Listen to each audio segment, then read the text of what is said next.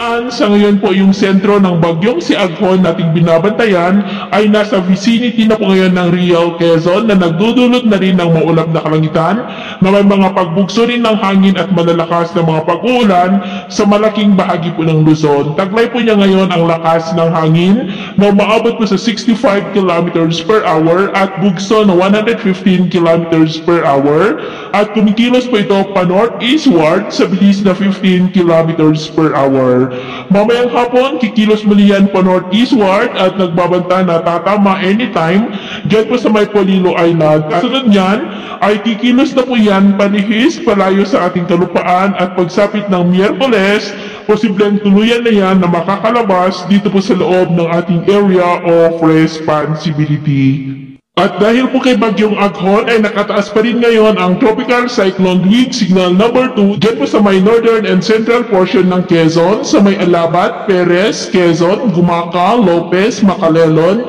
General Luna, Unasan, Pitogo, Plaridel, Agdangan, Padre Burgos, Atimonan, Mauban, Real, General Nakar, Infanta, Sampaloc, Pagbilao, Calawag, Lukban, City of Tayabas, Lucena City, Tiaong, Candelaria, Sariaya, Dolores, San Antonio, kasama na po ang Polillo Islands, maging sa may Laguna, the eastern portion of Rizal, sa may Halahala, Pilila, Tanay, maging po sa eastern portion ng Batangas, sa may City of Tanawan, San Jose, Lipa City, Mataas na Kahoy, Balete, Malvar, Santo Tomas,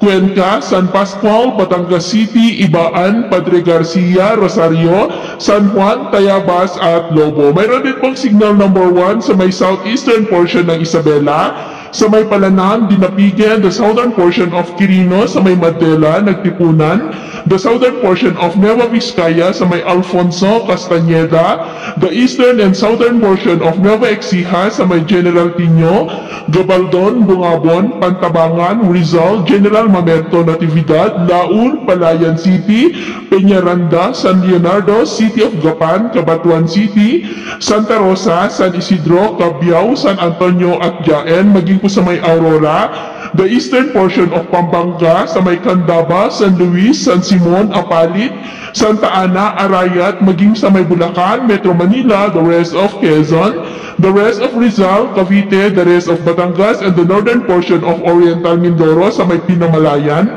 Pola, Nauhan, Victoria, Socorro, City of Calapan, Bansud, Gloria, Baco, San Teodoro, Puerto Galera, Bungabong, Rojas, maging po sa may Marindoque, sa may Romblon, Camarines Norte, Camarines Sur, the northern portion of Albay, sa may Tiwi, Polanggi, Malinaw, Libon, Owas, City of Ligao, maging po sa Burias Island. Sa mga nabanggit po na lugar, iba yung pag-iingat po dahil mataas ang mga banta ng mga pagbaha